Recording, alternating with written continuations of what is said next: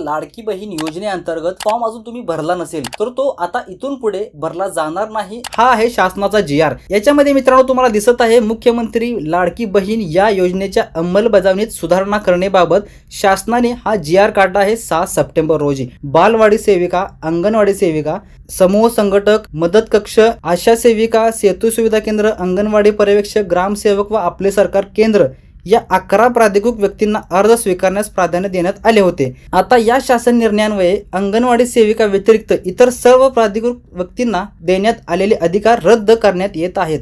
सबब या शासन निर्णया दिनांकापासून फक्त अंगणवाडी केंद्रात अंगणवाडी सेविका मार्फत अर्ज स्वीकारण्यास मान्यता देण्यात येत आहे। म्हणजे फक्त अंगणवाडी सेविका मार्फतच तुमचा हा फॉर्म भरला जाणार आहे। तर आता तुम्ही बाकी सगळं सोडून फक्त अंगणवाडी सेविका कोण आहे तुमच्या जवळपास तिथं शोधायचं आहे आणि त्यांच्याकडे तुमचे डॉक्युमेंट हे द्यायचे आहेत। मित्रांनो, व्हिडिओ आवडला असेल तर लाईक करायचा आहे। अशाच व्हिडिओबद्दल माहिती घेण्यासाठी सबस्क्राईब 100% करायचं आहे।